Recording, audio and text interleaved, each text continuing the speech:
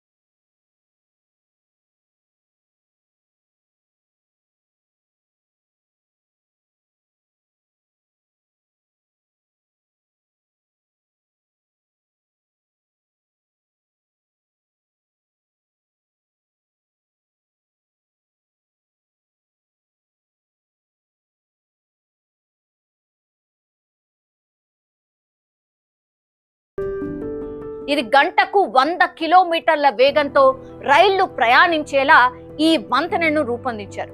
So ప్రపంచంలోనే అత్యంత ఎత్తైన వంతెన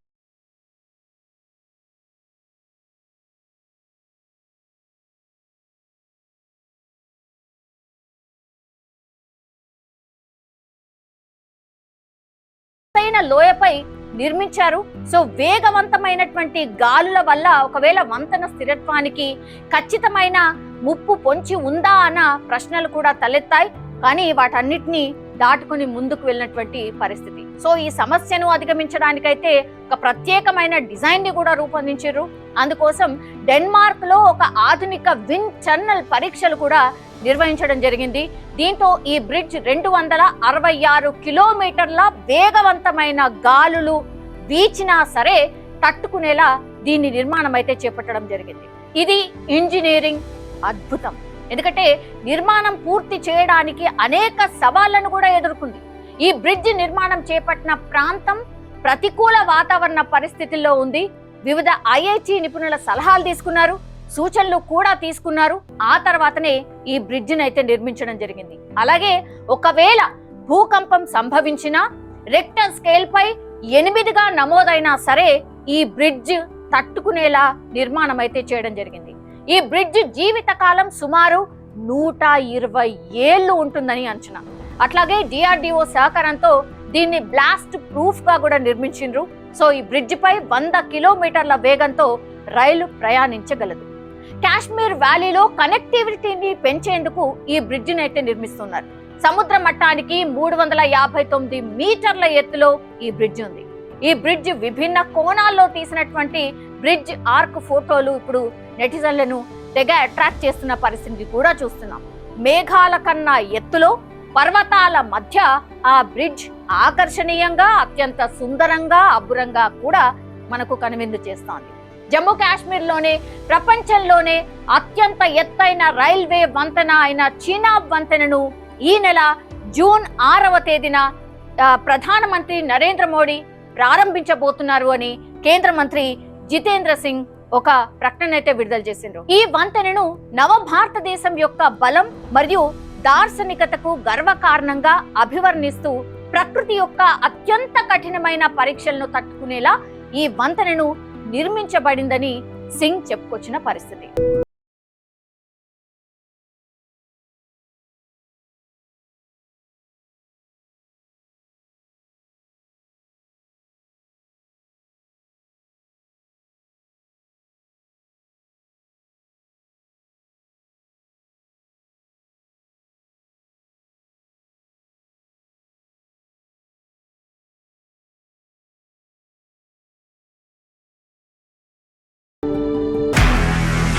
నిజంగా ప్రస్తుతం ఉన్నటువంటి సమాజం దేనికి ప్రయారిటీ ఇస్తుంది? ఆర్థిక సంబంధాల చుట్టూ మాత్రమే తిరుగుతుంది. మళ్ళీ ఎన్నికలంగానే చాలా విరక్తి కలుగుతాను. మంచి అనిపిస్తుంది కదా, లేడీస్ కూడా ఛాలెంజింగ్ జాబ్స్ చేసినప్పుడు చాలా బాగుంటది. ట్రాఫిక్ అసిస్టెంట్స్ గా నియమించిన ట్రాన్స్జెండర్స్ అందరితో సాల్యూట్ చేయించుకుంటున్నారు. ఫుడ్ డెలివరీ ఇవ్వటానికి వెళ్ళినటువంటి డెలివరీ బాయ్ అనిల్ పై కళ్ళ ముందు పెళ్ళండి